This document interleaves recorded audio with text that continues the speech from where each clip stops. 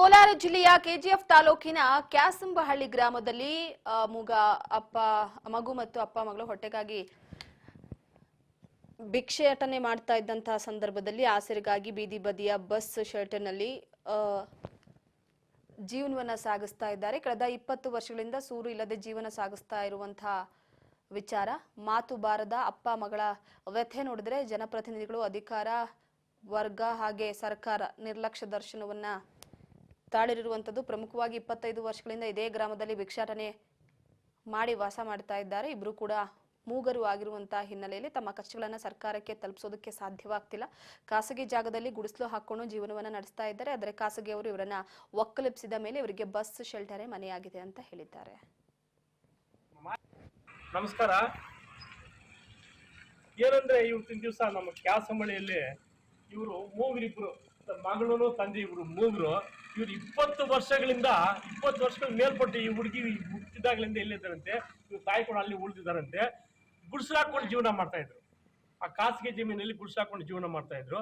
ಇವಾಗ ಅವ್ರು ತೆಗೆದಾಕ್ಬಿಟ್ರು. ಅವ್ರು ಏನೋ ಡೆವಲಪ್ಮೆಂಟ್ ಮಾಡ್ಬೇಕಂತ ಇವಾಗ 15-20 ದಿವಸದಿಂದ ಇಲ್ಲೇ ಮಲ್ಕೊಂಡಿದ್ದಾರೆ. ಇವ್ರ ಪರಿಸ್ಥಿತಿ ಅಂದ್ರೆ ಮೂಗರು, ಎಲ್ಲಿ ಹೋಗಿಲ್ಲ, ಆಧಾರ್ ಕಾರ್ಡ್ ಇಲ್ಲ, ಎಲೆಕ್ಷನ್ ಕಾರ್ಡ್ ಇಲ್ಲ, ಮನೆ ಇಲ್ಲ, ಏನಿಲ್ಲ.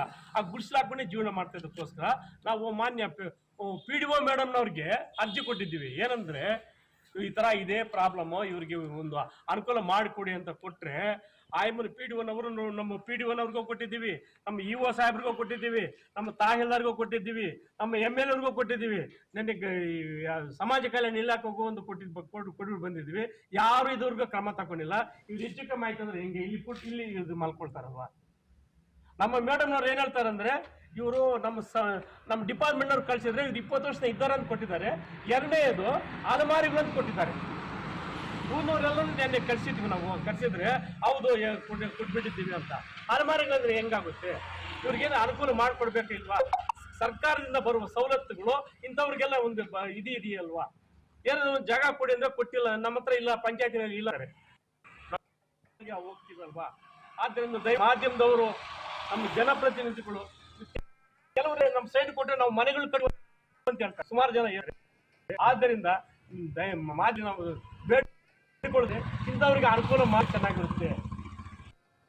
ಕೊಡಕ್ಕೆ ಜಾಗ ಇಲ್ಲ, ಶಾಪ ಇಲ್ಲ, ಏನಿಲ್ಲ. ನಾವು ಶಾಪ ಕೊಟ್ಟಿದ್ದೀವಿ.